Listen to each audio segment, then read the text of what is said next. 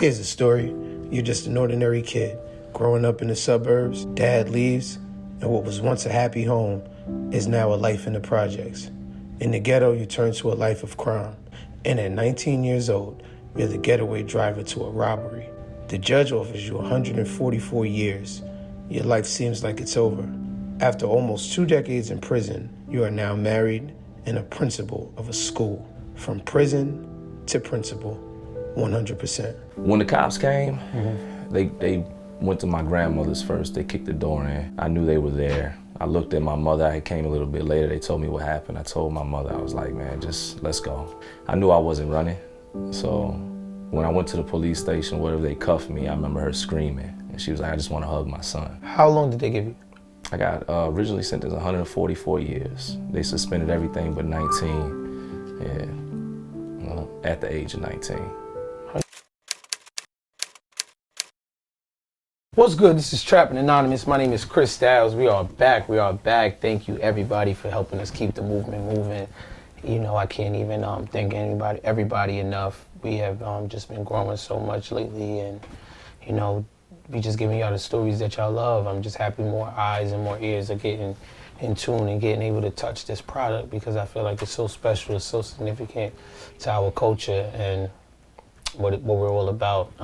My next guest, and this brother came here from Atlanta, drove up here for Trappin Anonymous to just give you just the extent of how important his work is and the work that we do here is. Don't forget to follow that Trappin Anonymous on Instagram at Chris Styles. Shout out to Breakbeat Media. Of course, if you want to listen to that podcast on Apple Podcasts, tap in. You can download it, listen to it on the trains, do what you got to do. Do remember that the stories that you hear do not necessarily reflect real life. They're here to entertain, educate, or just keep your little homie off the streets. It's only entertainment. Please don't get me indicted. My name is Chris Styles. Let's get it. What's up, man? What's going on? Oh, man, thank you so much for being here, of course. Yeah. I'm sure you checked out some of my episodes beforehand. Yeah. I'm grateful that you did, but I like to jump right into them. Yeah. How did you get locked up? One night, jumped in the whip with my cousin, two of his homeboys. I was the youngest at the time. Everybody was probably like 8, 9, 10 years older. He told me we had to take a ride. You know, he was trying to make a move. That's what he said. I was a little cousin being loyal. And we went and hit a spot. I was the driver. How old were you? At the time I was 19. 19 years old? Yeah. And you're hanging out with these older guys. Yeah. Hit a spot. What exactly, what did you guys do? They were sticking up spots. They were robbing. I was a driver. I drove for about 6 different robberies at the time, documented. I was, the younger family member trying to be loyal, just trying to make my way with them, Yeah. What kind of money did you make out of this at 19? Man, maybe a few thousand, man. Couple $1,000? Yeah, that's it at best, yeah. So they running in spots. Is there any casualties, or do they have to discharge their weapons, or do people just typically like, right here, take the money? Yeah, no casualties. At first we were going with BB guns. That was the plan, so nobody could get hurt. Nobody ever got hurt physically, but, for us it was adrenaline. It wasn't even necessarily always a dollar amount. It was just making a move. We're bored on a Thursday. Let's go see what we can do. So if you didn't get caught, you wouldn't have stopped? Maybe that, but not other things. Yeah. What do you mean by that?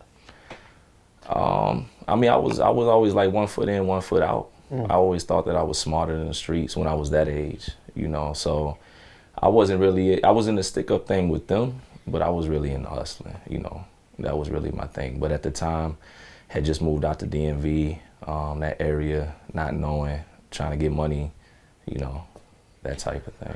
So out of 6 stick-ups, you only made a couple $1,000? A few thousand, that's it. Yeah, once you split it up. Yeah. And are these like convenience stores that they're robbing? Yeah, a few of them were stores or restaurants. Some people like I said, there was really no plan, no strategy. It was a bunch of younger. Well, for me, we were still younger. 19 to the older 20s or whatever. We just thought we were invincible. Right. Yeah. Okay, so the sixth time you get caught. Yeah. Well, something like that. What happened? My co-defendants at the time, or whatever, according to the case, ended up getting a disturbance call to their apartment. It was a fluke situation, as they say. Baby crying, neighbors hear weed or smell weed smoke. They call the police to making a complaint. They go to his spot. Cops smell the weed, hear the baby crying. Now they got reason to enter the dwelling. Yep. And then he had kept a money bag from one of the crimes. But I never talked to the guy after that. Didn't know it, couldn't figure out why he was keeping souvenirs, but. A money bag, so like the actual bag. The money bag from like our first joint, yeah. And the police, the cops were searching, looking for the weed. They found the money bag, they hung on to it. That's one thing about crime. I speak to a lot of people that have done a lot of things. Yeah. And one commonality that I noticed is the simple fact that people never get caught for like what they're doing. It's always Very rarely do people get caught like, okay, hands up, hands behind your back, we got you, you're busted. You know what I mean? It's always the little things that get you caught. Yeah. Essentially. Yeah. Facts. So what happens after that? Series of events. There was 5 of us total. They went down first. They actually went on a run. Once they had the money bag, police started doing their investigation, the detectives, and the indictment started coming. I was the last one to get indicted out the 5. People are talking. Oh yeah, every single one of them. Every family members, everybody. Yeah. By the time they got to me, not that I was thinking that way, I turned down my opportunity they gave me, but there wouldn't have been anything for me to say anything. Anyways. What did they offer you? Oh, I could have went home day one. They slid the papers on me. They had my the public, not day one, but once I got assigned an attorney, public defender came in there, they called me in, they were like, yo, we know you were the driver, this all you gotta do, you go home right now. Slid the papers to me. To rat? Yeah. And everybody ratted? Yeah, no question. And you didn't? Nah, and they hit me because of that. And did you think you were being like loyal at that time? Or did you just feel like you wasn't breaking no code? What? For me, it wasn't even about loyalty. It was just what I stood on. Yeah, it was. I didn't want to be labeled. I didn't. I'm 19. I'm still thinking about reputation in a certain way. Of course. And I didn't want that. Despite. Meanwhile, they're just like, oh, fuck this. Oh yeah, I heard the tape. I heard the mixtape and everything. Yeah. What's some of the things that you heard? Oh, they tried to put me with the gun. I never touched the gun. But they tried to put me inside the building or whatever, and they just tried to twist the story. Yeah. Okay. Wow. Yeah. So when you find this out, number one, if you're going back in time, would you rat? Back in time? If you could go back in time, knowing how they gave it up, knowing street credibility is just shit, it doesn't mean anything. Nah, especially not nowadays. You know what I mean? Yeah. A career-wise, I could see maybe a rapper not having to snitch for his reputation so that he could still sell records. Yeah. But people on the streets, especially people that are snitching on you, if you go back in time, would you snitch? Looking at the whole situation, of course the easy answer, I wouldn't have been there in the first place. But absolutely. But after that, like I said, I could have still snitched even though they were already talking. They still, they had given me the out. So at that point in that situation, knowing they were already talking, I probably would have agreed or disagreed or whatever. Yeah, I'm gonna be honest. Yeah. Was there any respect for you standing tall? Did people respect you because of it? Yeah, they respected me because they heard the story at the jail. The papers are coming out. They saying who's cooperating, who's not. I come back from the court date. I got hit with my time. And it continued into the prisons. If you got a pretty high profile case or a case where your name's in the news or whatever, and you stand up, it'll follow you. How long did they give you? I got originally sentenced 144 years. They suspended everything but 19. Yeah, at the age of 19. 144 years at the age of 19. When you heard that verdict, if you could bring yourself back to that moment, what was hearing that verdict like? Back then, it's crazy, right? You know, I didn't touch a gun. I was the driver, but they didn't have conspiracy charges in VA. That's where I was at. Didn't know that. But I guess about that whole situation, I got my time. I'm in the courtroom because I didn't, you know, take the plea or the offer. They pushed my court date up one morning. I didn't even know I was going to court that morning. I get there, it's like early 6, 7 before they start rolling. My lawyer's in there, and he's like, "Yo, I can get you 35 years to do." What? It just straight up like that. That's all they were trying to offer. So I looked at my lawyer. Yeah. You're public defendant. He's not even trying. Nah, we know. Yeah, but we know. Okay. Yeah, we know all about I'm that. sorry. Yeah, no, but it's real. It's though. heartbreaking. But It's again, heartbreaking. it's because I turned down. Yes. So I'm already expecting. But I'm looking at him and I'm like, yo, I can't do 35. I'm 19. So he looks at me literally. He's like, well, we gotta tell him something. I'm like, well, what you mean? He's like, man, just what should I tell him? He's talking to a 19-year-old kid at the time. So at that moment in time, I got about 30 seconds literally to figure out how much time I'm willing to sacrifice from my life, you know, to make them happy and still get home for a second chance. So I just told him, I was like, man, get me home before I'm 40. Yeah. I didn't have a plea. I didn't have nothing to sign. And even then, it was Russian roulette because it was just a request. And they honored it. They honored it, yeah. What? Yeah. My mother was in there. She stood up. It's the first time I had gotten in trouble.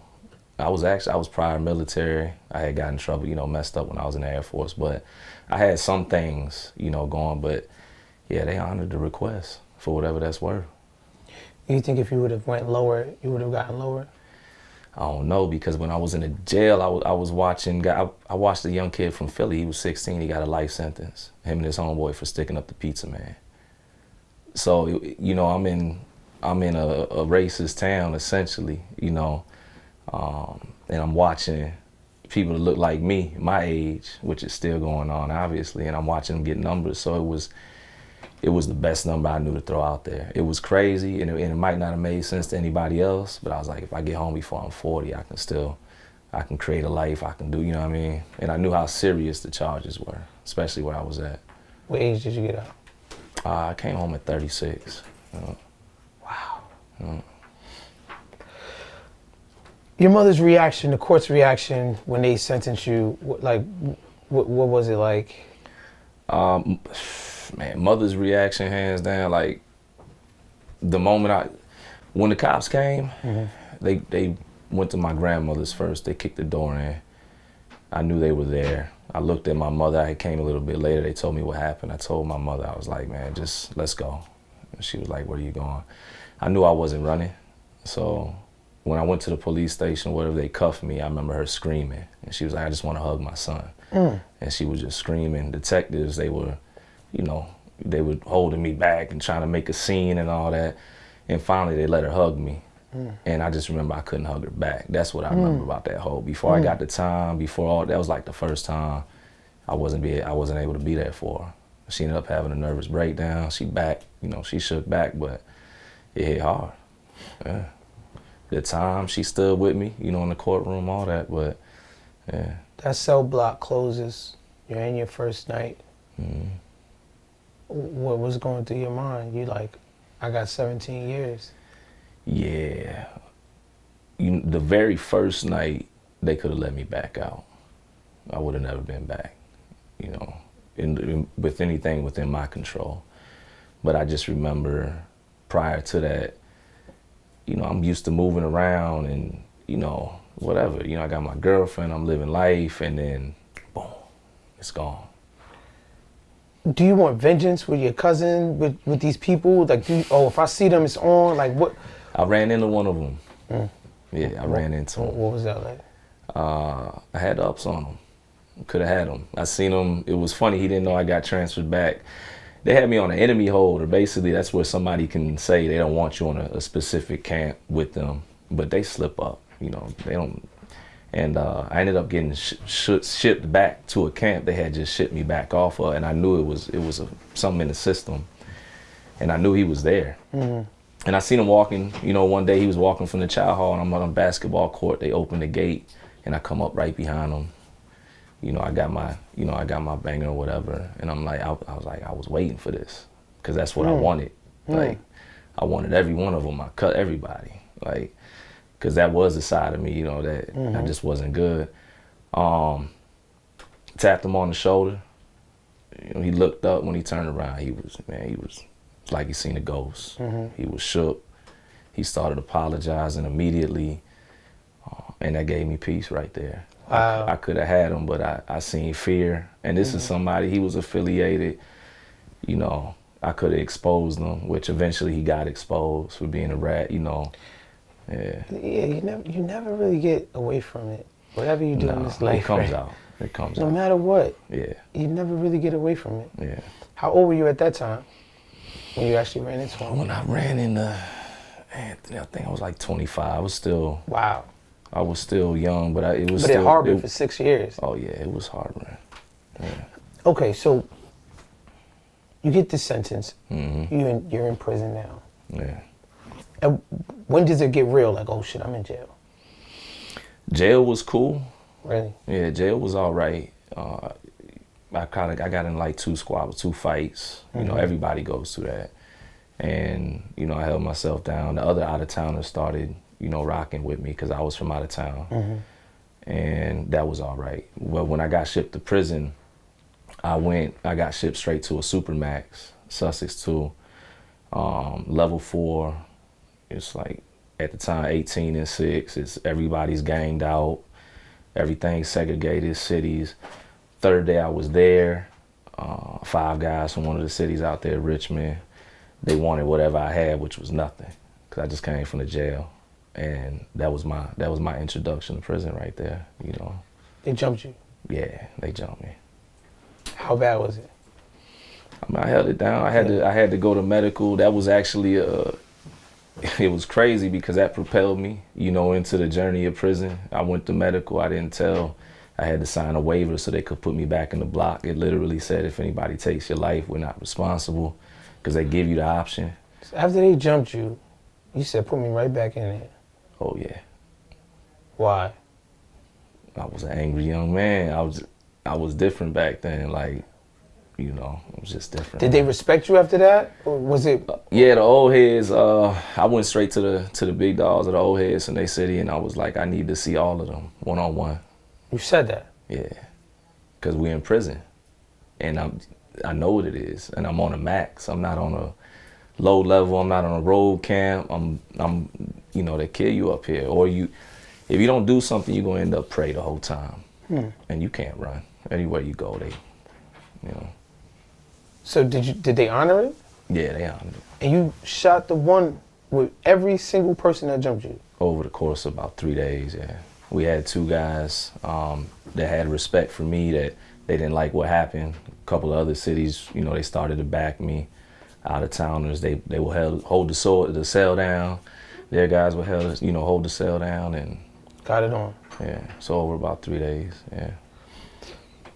Was this like an outlet for you to get your fear and your frustration and your anger out? Do you feel like that? Or do you just feel like you was just trying to earn your respect and making sure it didn't happen again? I was always angry. Really? Yeah, there was a side of me growing up that was always angry. Got kicked out of high school, but that's how I ended up in the military. But even in that way, I was like, oh, I want to fight. I was just an angry, you know, teenager growing up in Chicago or whatever, and it translated into adulthood. Growing up, your parents, what were their relationship like? Pops Mexican, mother black. They were rocking, you know, but Pops was in and out. In jail? Yeah, well, the bottle, another woman, whatever, you know. So when those periods he would go, that's when we would fall financially. You know, mom's working 2-3 jobs trying to hold it down. I'm out there exploring the city, but, you know, they did their thing. Mom, Duke especially, but, yeah. Siblings? Two sisters. Yeah, two older sisters, but they were already out the house. You was a baby? Yeah, I was the baby boy, yeah. Oh, wow. And the only boy, yeah. You could do no wrong. Yeah, to this day. To this day, huh? Yeah. So it was rough pretty much growing up. Yeah. Are you in the ghetto? Are you in the suburbs? No, I mean, at first we had a nice house, cul-de-sac. We in the suburbs outside of Chicago, and then, you know, things started going downhill. We lose the house, and we go to a townhouse, an apartment, and then we on Gunnison Ave, we on the south side. So, you know, I had a little bit of all, but yeah, it went downhill. So from the suburbs to the projects? Yeah, essentially, yeah. I don't know, this is so unfortunate when you hear these stories, but there's always an origin. Oh yeah. You know, they don't just happen. Yeah. So you're in this prison, you're in this new environment. Mm-hmm. You're fighting for your respect, you're earning your respect, Mm-hmm. getting your frustration out. What was that first 10 years like? What was that first 5 years like? Was there a sense of normalcy? Did you feel like, okay, this is just what it is? Or did you have those points where you was like, yo, I can't do this no more. I need to be home. I need to find a woman. When I was caught up in the anger and the cycle, I didn't care. Prison was home. I'm here. You know, this how I'm gonna do my bid. I'm gonna get money. But when I started snapping out of, growing up, maturing, yeah, I had those thoughts. What age did that happen, that maturity part? Man, some of the older brothers, they pulled up on me, one day. 5%ers, they pulled up on me, Nation Guys. They was like, Brother Willie, my man Poet, they was like, yo, you don't even know who you are. And they were like... Once the old head hit you with that? Yeah, when the old head hit me with that, I was like, yeah. You like, hold on, what you mean by that, yo? Yeah, but he said it cool, you know what I'm saying? He was like, man, and he hit me with that, and I was like, okay. And that's when the change, I was getting around some brothers that had been doing 20, 30 years and were focused and helping. So yeah, that's when the shift came. Who were you? What did he tell you? Oh, he said, he was just like, man, start building with those brothers over there. Mm-hmm. He was talking about the 5%ers. Mm-hmm. Got over there, was building with them, mm-hmm. got knowledge of self, mm-hmm. and just started traveling. But ultimately, in that conversation, he was like, man, you got influence. You know how to communicate. People listen to you, and you in prison. He's like, you got potential, but you going the wrong way. Yeah. It's sort of ironic, right? Mm-hmm. You have these people that are in prison. Yeah. And obviously they just made a mistake in their life, or, they just had a life of crime at some point in their life. Yeah. And they're just so insightful. It's like, well, how the hell did you end up here? Yeah. You know what I mean? Facts. Do you have that sort of like realization, like, I ain't listening to you. You here just like me. You know what I mean? Or do you ever think about that? I mean, at that time, nah, because I would see prisons like the streets. Mm. You see certain individuals that they don't have respect, they don't get money, they don't have influence, and then you see the other ones in prison where they can move. They tell the door to open, it opens, they get money, so I always would pay attention to those guys, whether they was negative, whether it was the positive, whatever it is, just the guys that were doing something. And I would accept conversation. I was cocky back then, though. Mm-hmm. I was big head, so a lot of it was just challenging, mm-hmm. Challenging what they were saying, yeah. What age was this? This happened, I would say, like 26, 27, when I really started getting, like, knowledge of self and all that. Yeah, that's when that third eye opened up, that pineal gland. Yeah. And you really, after 25, yeah. After 25, that's when that frontal lobe cortex develops, and they say that we're able to reason. Yeah. Before then, we take risks, we don't care. But after 25, it's sort of like when a man, a mm-hmm. woman could learn, okay, the risk versus the reward. Yeah. Which is an ill concept to even think about, that it takes that long for you to understand sort of if this is worth it or not. Yeah. And you got 19-year-old kids in the courtroom, don't even know who they are, trying to figure out how much time to throw out there. Yeah. Wow. So it's safe to say that you wasn't even thinking about getting out. You wasn't even thinking about your end date. You was just like, yo, this is what it is. I'm getting to it. I'm thugging. It is what it is. 17 years or 19 years, I'm looking at 85%. I'm like, I can get home at 17, but I got to get home at 17. I got to stay safe in 17. I got to not get sick in 17. I'm looking at not lose my mind. And so I couldn't get caught up in going home. Not when you got a decade plus. You got it, What was one of the most terrifying things about prison for you? This young, angry, not scared of nothing, you know, but what would you say most traumatized you in there? I mean, I was, you know, I ain't gonna say I wasn't scared of nothing, but I'm gonna say the wake-up call or traumatizing moment is I lost a buddy of mine, Brother Anthony. You know, we in the dish room one day, you know, laughing. He getting ready to go home in 10 days. They move him across the yard. About a week later, I get word. He's got, you know, some issues or whatever down there. We trying to send word like, what's going on? You about to go home? He's got some debts on the yard. He's supposed to, you know, pay up. We're on the yard one day, and all the yards are isolated. So each pod is on a different yard, but I can see him. I'm talking to him through the fence. And all of a sudden, a group of guys came in. The CO let these guys on, boom. He's like, hold on, bro. And he goes in the corner. They start talking to him. We can't see because we on the yard. It's loud, but we can see. They start jumping him. After they jump him, if you ever seen somebody that's been knocked out on their feet, like they could still, but they don't know what happened, you know? And he's following them, and we can hear him. He's like, why y'all do that to me? Why you do that to me? And the guy said, one of the guys was like, man, stop following me. And he didn't stop following him. Nobody interjected. Nobody got in between. The guy turned around, hit him twice in the chest with his knife. Brother Anthony went down. This was a Saturday. He was supposed to go home Monday. The CO came out about 10 minutes later, started calling his name for visitation. His family had came up there to see him. So they couldn't find him. They go down, they walk the fence line. He's leaned against the fence. When they tap the fence, he falls over. He's blue. It's over with. So they lock the compound down. They tell his family that, like, you know, visitation's canceled. There's been an incident, you know, in the prison, but they didn't tell him it was their people. And he died like 2 days, 2 days before he went home over a 5-inch TV, black and white. Might have been color.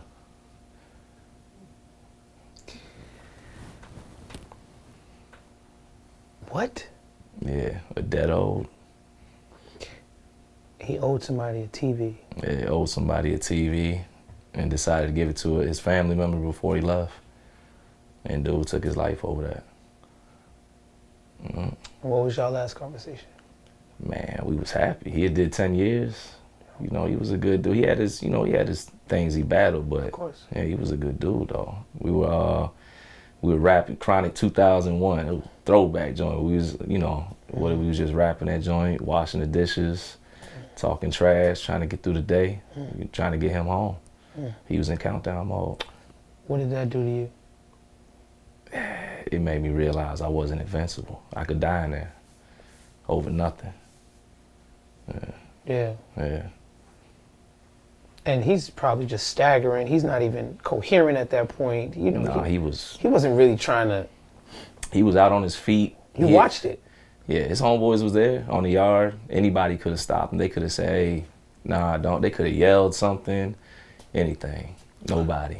The dudes that did it, was there any retaliation on them? Did you want to harbor any of that, or did you sort of say, you know, I'm going to just... There was no chance. And, it, you know, honestly, in that situation, in that setting, it wouldn't have been mine anyways to handle. It would have been his city or the people, you know, the people that... That's how it works in there. Yeah. And, but those guys, they ended up going down pretty quick. This, you know, everything, I talk about it. The CO went down for letting them on the yard. They went down. But what's crazy is, the crazy part is the guy that took his life, he's home now. After doing the extra time for taking his life. Yeah. Man, bro, gone. Yeah.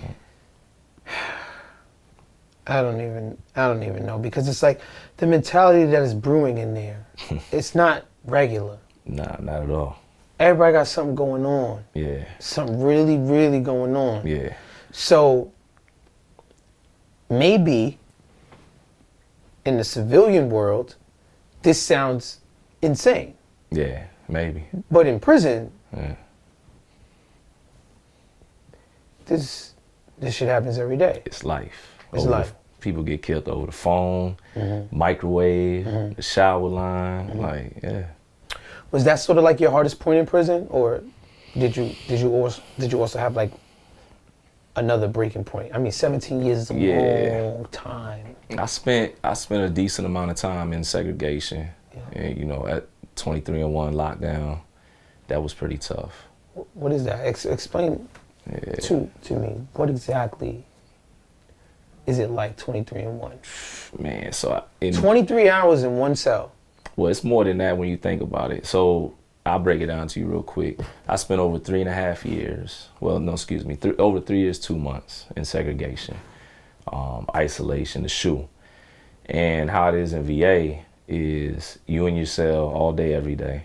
You're allowed out your cell Monday, Wednesday, and Friday, 1 hour for a shower, and you can go stand in basically a dog cage so you can get some fresh air, some sun. But anywhere you move outside your cell, you're in 3-point restraints. Your wrists to your waist, and your waist to your ankles. And then the police, they put a dog leash clipped on the back of your restraints, and they walk you to the shower, walk you to the yard. Everything outside of that, you're in a cell. You're not allowed to have anything but your mail, one religious book, paper, envelope, stamps. How big is the cell? 6 by 9. You can stretch your arms out for real. And you did 3 years in there? Yeah, I got moved. Yeah, I got moved from one compound to another in over 3 years, total. What did you do to get in there? It was about 4 different times that made up that entire, but a couple of times it was fights. Most of the time it was investigation. You know, things would go down on different compounds, being affiliated, just being in, somebody could mention your name, you know, on the phone. You get money or whatever it is, and they'll throw you in there and they'll forget about you. Yeah. So you did some things. Yeah, 17 years. Yeah. Yeah. It's a long time. Yeah. And I don't know how much we can blame on survival. True. You know? Yeah. A lot of it, I'm sure, is survival. And then a lot more of it is just mentality. Yeah. And sort of just the evilness that goes on in prison. No question. Do you think you deserve to be there? Somebody asked me this question a few days ago. Yeah, I say that. I think that's fair. I think, I did some things, right? Do I think I should have went there for 17 years? No. You know, just like so many other people. I think, but...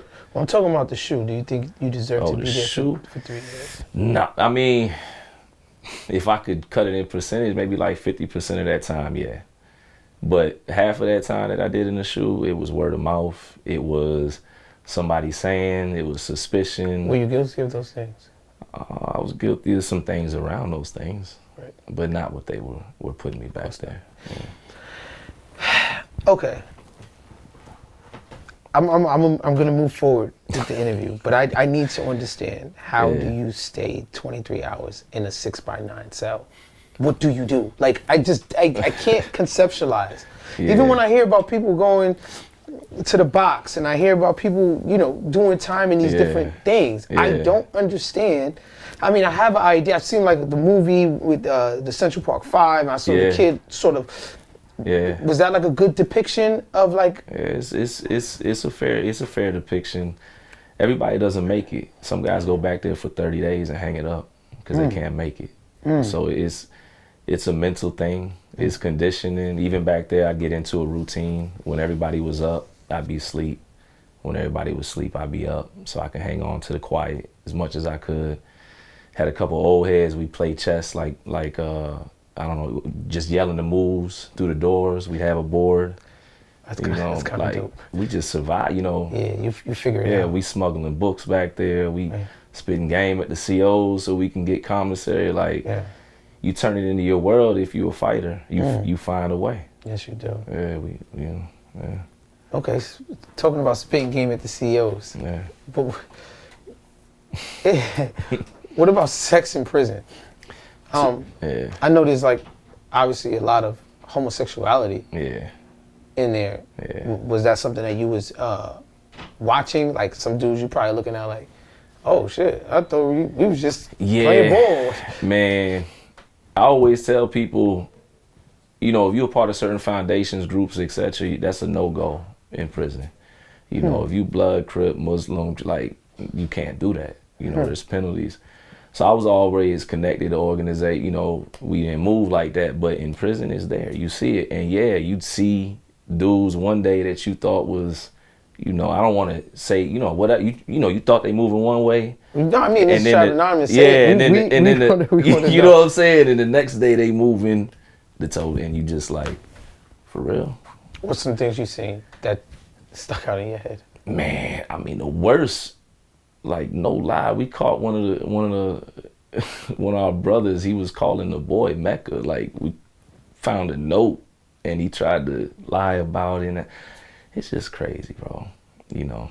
And he was sleeping with another dude, but he was just trying to code it in different ways. And then going to the visitation room and hugging his wife and kissing his daughter on the forehead, and yeah. What? Yeah. Yeah. Hey. And these guys go back home, and you know. I guess. I don't know. You don't know? I see some of them on the internet, and I guess, you know, they back moving how they were first moving. I guess I stay out the way, bro. You physically seen that? Some dudes you saw behind the wall. Oh man, I seen one dude. Yeah, no question. One dude what? I mean, he go from being hugged up with his people, his boyfriend or whatever on the yard, and then getting married to his girl in the visitation room. You know, telling her you love her and getting ready to start a life because he come home in a year. I've seen it all. Penitentiary. I mean, it's prison, man. It's the streets. Same thing. What about the lady COs? Are they in there? You know, you always hear stories about sort of. I think this was in Atlanta where recently a woman had got busted. I think she was like sucking an inmate's finger or something like that. Yeah.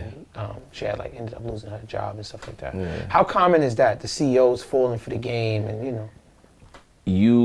Most of the prisons in the country, and you put a bunch of dudes from the city or from wherever. And these are the slick talkers. These are the fly dudes. These are the get money dudes. Yeah, you put us in a prison block, 100 of us, and then you put this one female that never seen dudes like this getting money or whatever. She ain't been outside her town.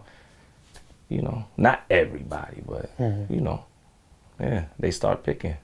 You ever caught one? Of course. What was that relationship like? It was good. We're still friends, but I think at the time it was necessity.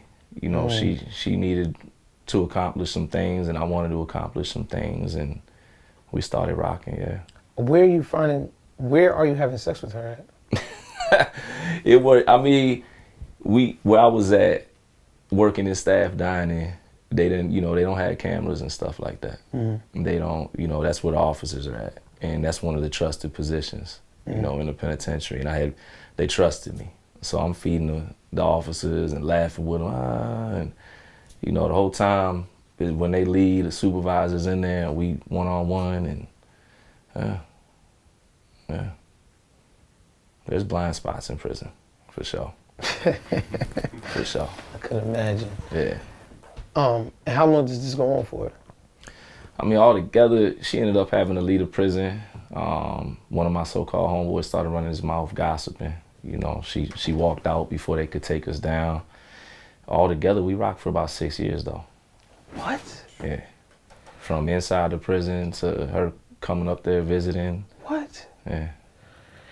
And they're not like, oh, you can't come up here and visit him. You at work first, yeah. But they shipped me off the compound where we got put under investigation, and she waited her period. I think it was like 12 months or something. They couldn't do nothing.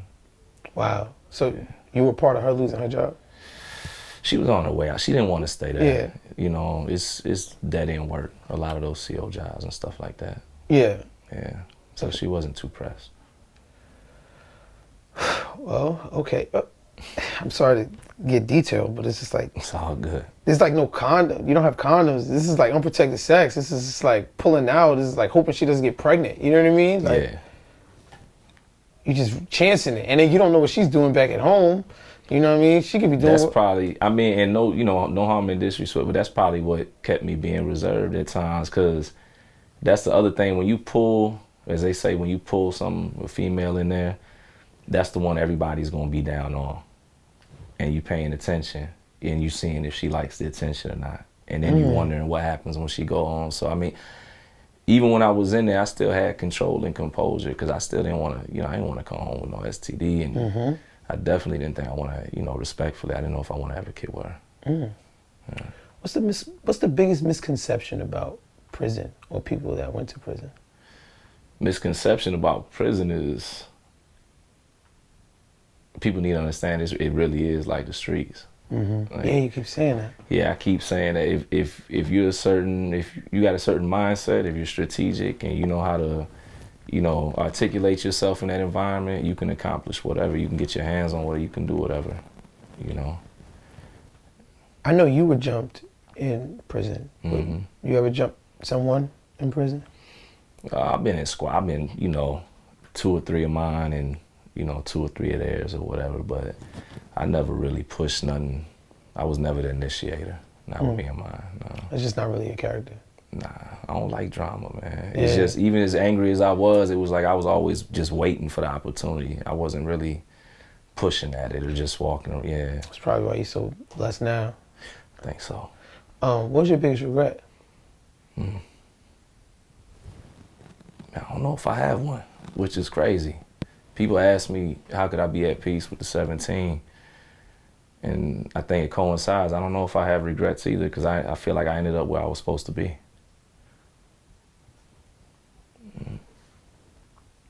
You ever feel like you missed out on your life? Yeah. You do? Yeah, at times. I think about it. I miss my whole 20s. Yeah, I miss, that's the year where everybody's partying and, doing all that. So I used to think about that. But at the same time, I remember my mother telling me, she believes prison saved me. So I also think about maybe I wouldn't have made it through my 20s. Maybe this kept me. Maybe she was right. Maybe she was right. What did you enjoy about prison? That may sound like a weird question, but... It's not, though, because it's funny, because weird questions is normal to me about prison, because it was 17 years. Yeah. Man, I got brothers. Yeah. I got real live brothers, man, like Jefferson Ellie and my man RZA and, brothers that we done been through things. I was there when my man's mother died, held him up, like, we broke noodles down, like, so that's the blessing in the midst of the curse. You find your brothers in the struggle. Both of your parents still alive? Nah, father passed, mother's still alive, though. Your father passed while you were in prison? Oh, yeah. Yeah. What was that like? That was hard. I still battle with that. Last time I seen him, as a young man prior to, getting locked up, he was drunk. We got to tussling, fighting or whatever, and never got to apologize, never got to, He was drunk and you and him start going at it. Yeah. With each other? Yeah. Prior, yeah. That's in the jail? No, this is the last time I seen him before I got locked up and all that. Oh, as a youngin'? Yeah, and then he ended up passing when at what I was age? locked up. Man, he ended up passing when I was about 28, 29. 28, 29. Yeah. And that was the last time you spoke to him? Last time I had spoke to him was about 5 years prior to that. He had finally reached out one time. We were going to try to talk about what happened and all that. And, And then he passed? Yeah. What did that do to you? Gave me a greater concept of time, appreciation of life. I lost him. Lost my grandmother not too long after. I started losing people that were close to me while I was, in there. It always seems like it hits people 10 times harder than it would out here, you know what I mean? Just missing things and just, what if I could do this? And fall victim to the what if game, you know what I mean? Have you ever felt yourself playing that what if? No, I feel like you go crazy because you can't do nothing about the other path. You can't go back in time. You just got to keep going forward, for real. Speaking about moving forward, you're married now? Yeah. How did you and your wife meet? Met while I was still locked up. Wow. Yeah. I was running a nonprofit with one of the good brothers I know, reaching out, outside organizations, just people to work on the outside. Got on a business call with her. Got introduced to some friends. I was doing some speaking seminars, some engagements already in prison for some colleges, and oh wow, yeah, she had heard about me. And homegirl told her I sing and all, put me on. You can sing too? I could sing a little bit. I ain't like that, but I went with it though. You know what I'm saying? Since it got me in the door. What was the first song you sang for her? You know what? I just be singing to the radio. I need to really, I got some. For our re-up, our 5-year, yeah. Okay. Yeah. How do you know, or how does she know? It wasn't just jail talk, a lot of people become real, I love you, baby, like, I swear to God, when I get out of here, I wasn't like that. I just got out of a 6-year relationship, and it was exhausting. It's hard to be in a relationship when you locked up, and your significant other, that who you rocking with, on the outside. So I wasn't even looking for that, but on the business call, before the end of the call, she was like, yo, can I pray for you? Yo, when a woman pray for you, yo. It was over with. I swear, bro. It was over with. They don't know, like that's. She was my wife right there. It was over with. Cause that's some real, like, yo, you going what? Like nobody even said no ill shit like that to me, but you mean you gonna pray for me? Like, and they really, no, that's tough. Yeah. That's tough. Yeah, indeed. And were you always sort of like the commitment kind of guy, or do you think you became that over the course of? I've always been, growing up, I always had a girlfriend, fiance, whatever. And I knew when I came home, ultimately, I was trying to build something. And my people that came home before me, they was running around, trying to play the streets, the clubs, whatever. They was running into headaches, Yeah, so I was like, I'm looking for somebody that's building their own. For sure. So I can link up with her, build my own, put it together, and let's go. What do you tell a kid that's facing 15 years right now, and it's his first day inside, and he's like, you know what? It's over. It's not. You might got to take the hard route, but it's not. You come home and you can make something of yourself. You can do it. It's gonna be hard. It's gonna be hell though, in order to find your heaven, but you can do it. Yeah. What do you tell you? After he gets jumped on his fourth day in there. Yeah. What do you tell you? And that just the guy that just wants to square up with everybody one-on-one. Yeah. What do you tell that kid? Just let go of that anger. I think ultimately that's what led me that way. The whole way. What does he tell you back? Then? Not right now. I got to do something first. I got to get this off. Yeah, no question back then, yeah. How do you become a principal? Man, working hard, being a leader in my family. My wife, she had a dream. I told her if she married me, I'd get her to school. It took me like 2 years. Did it? Yeah, when I got her to school, she was like, well, you're going to be the executive director. You're my husband. You lead the house. I can't be your boss in the school, even though, on paper I'm the boss. But yeah. How do you convince, or not even convince really, but how do you tell the students that, hey, the principal served 17 years in prison? Man, they knew before I could tell them. Yeah, they were seeing me on the platform and the TikToks, because I started doing a little telling my story, and they had knew. And then I remember one time I was doing a demo, getting I think my back waxed for the esthetician students. They needed a male demo, and one of the students seen my tattoos. And she was like, "Oh, my brother's such and such," and yeah. So everybody was good with it, and it was crazy because it brought a place of familiarity and connection. Everybody in that school, they've been through a struggle. Yeah, or they know somebody that has. Yeah. This is good work that you guys are doing. Yeah, we do grassroots work in there. Yeah. Wow. Yeah, we teaching more than just beauty. Yeah. This is a beauty school. Yeah, Lasting Layers of Beauty Institute, man. Well, we teaching financial literacy, we're hooking people up with jobs, resources. Yeah. And if people want to find this school, what do they do? Oh man, www.lastinglayersofbeauty.com. We're in Atlanta, yeah, and we're here. You know, we care about people. What was your first day out like? I'm sure the world had changed a little bit. My first day home, I get locked up in 2003. I think I had a profile on Black Planet. I don't even know if anybody you know, barely, they might have had MySpace. They definitely didn't have Facebook. Nobody was texting.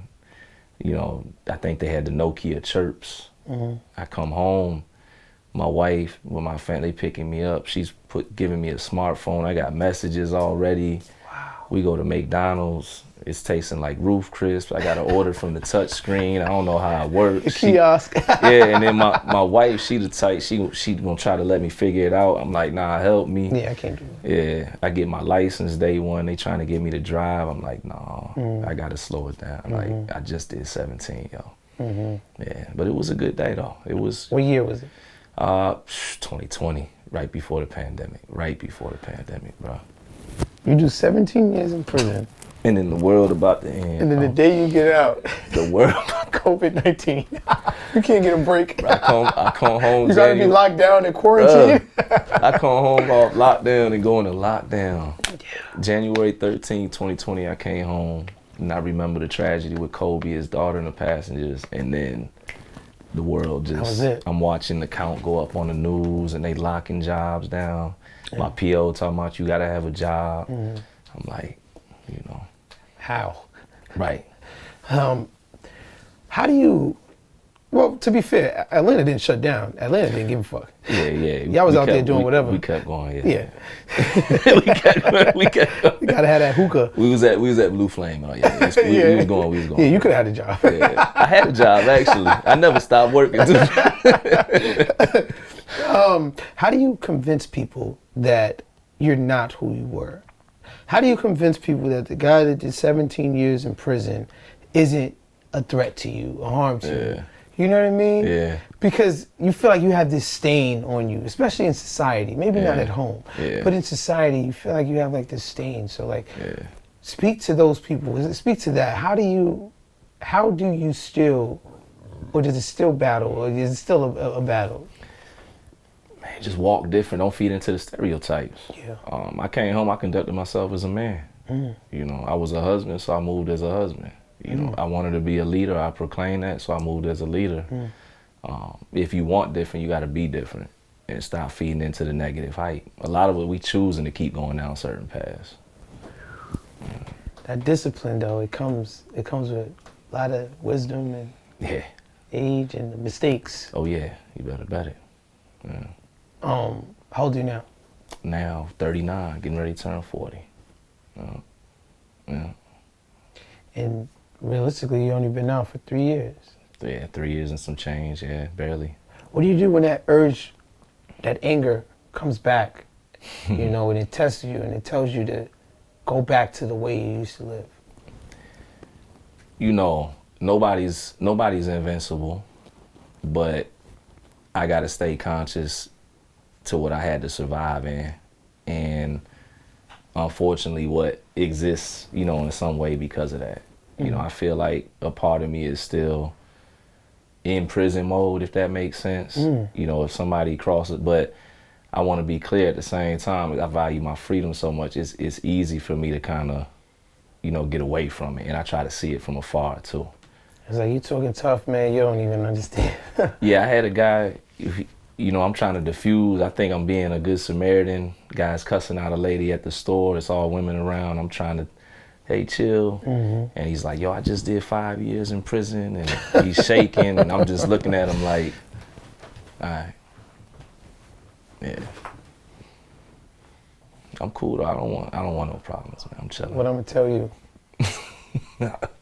What kind of role did your mother play throughout this whole entire process? Was she a person that turned her back on you? Nah, man, that's mom. That's the rock right there. Mama love. Yeah, she was the only one that never went nowhere for real. It's crazy how everybody just turns. Yeah. Everybody turns. Everybody, bro. Yeah. Except for mom. She was there. Only one in the courtroom. Everybody was gone. Yeah. Was she someone you could tap into when you was like, I can't do this no more? It's difficult. I got an older mother, and she's not really, you know, older generations, they don't really talk about emotions. No. You know, I had to convince my mother to say, "You love me," regularly. I know that she did. But yeah, but it's right. So really, for me, when I reached out to her, it was just that familiarity, that presence. But I wouldn't let the conversation get too serious. Any PTSD? Of course, better bet it. What's the worst? What's the worst it's probably gotten? Man, PTSD. I think I had to get used to knowing that I wasn't in prison anymore. I wasn't inside of a cell anymore. You know, I wake up with night sweats. You know, it's not uncommon. Guys come home from prison, they have panic attacks. Yeah. We go through all these traumas and we think it's normal. And then we come home and we get into normalcy, and it's like at being after football practice, you can start to feel those hits, you know, and they surface at different times. That whiplash. Yeah. It's crazy on a much smaller scale. Like, I remember I used to like party with my friends all the time in Brooklyn and go hang out and stuff like that. And like, we would always end up like fighting, or somebody would get stabbed or something like that. It wasn't until I became an adult that I realized people go out to party and they come home just fine. Like they don't fight. They don't. Yeah, like they have a good time. Yeah, they get in their just come cars, home. they come home. I didn't realize that, you know, and I remember that sort of shock that I was just like, wow, like we was just living wrong this whole time. Like, you know, much smaller scale, but what's your favorite quote? I'm not afraid of the dark. That's where I found the light. Yeah. What does that mean for you? A lot of the work that I do now, presently, I'm connecting with people. I'm able to support and, you know, give advice to people that are going through, you know, what I went through, or darker times. And I feel like you can't really help people unless you've been there, you know, yourself, man. What's something that people would be surprised to know about you? Man, people know I do prison advocacy, but I do a lot of suicide advocacy. I call it that for a reason. There's a lot of survivors, a lot of people that were possibly on their way out or thinking about it that, you know, we connected with. Yeah. You gonna sing a song for us? Is that too much? Not today, man. It's Trappin Anonymous. My name is Chris Styles. Indeed. Let's get it.